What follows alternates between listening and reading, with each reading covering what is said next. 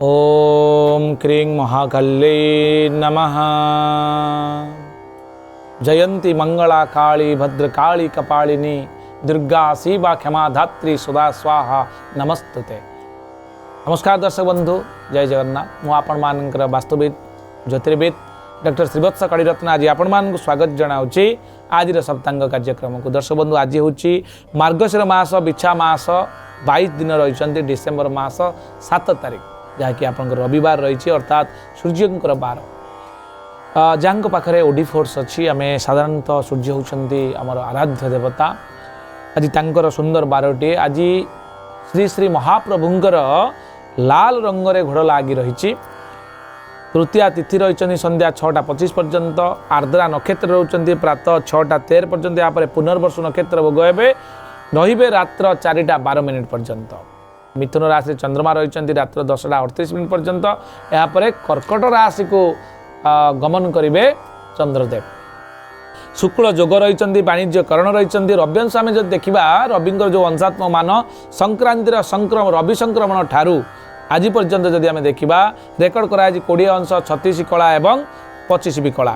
दर्शक बंधु, आम यात्रा शुभाशुभत्व बहन करते जोगिनींकर जहाँकि सम्मुख जोगिनी आज आग्नेय कोण रे कौमारी रूप से सम्मुख जोगिनी अवस्थान करुँच।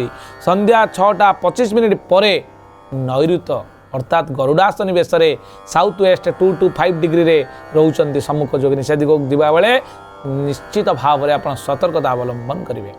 दर्शक बंधु, आज आम देखा शुभ समय जदि आम देखा दिन 12:03 ରୁ 2:14 पर्यंत आपंकर प्रथम शुभ समय रही। दिन 3:41 ରୁ 4:25 पर्यंत। संध्या 6:53 ରୁ 8:38 पर्यंत। रात्र 11:16 ରୁ 1:52 पर्यंत आपंकर रोचंती शुभ समय। समय कौन शुभ कार्य आप चाहिए आरंभ करें।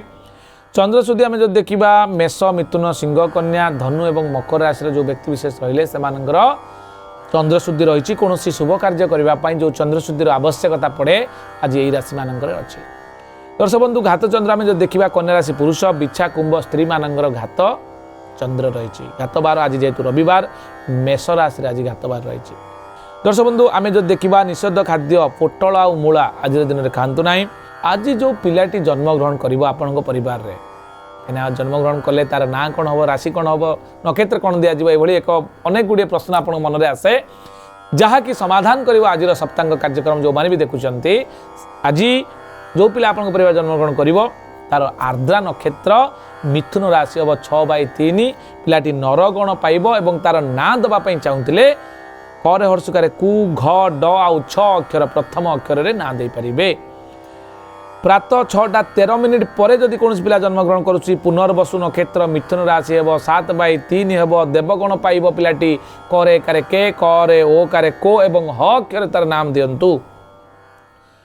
रात्र 10:38 पर जदि कौन पिला जन्मग्रहण करुचंती ताले पुनर्वसु नक्षत्र कर्कट राशि हे 7/4 देवगण पिलाटी पाइब एवं तार हरे हर्षिकार ही अक्षर रे तार नामकरण आपन करि परिबे।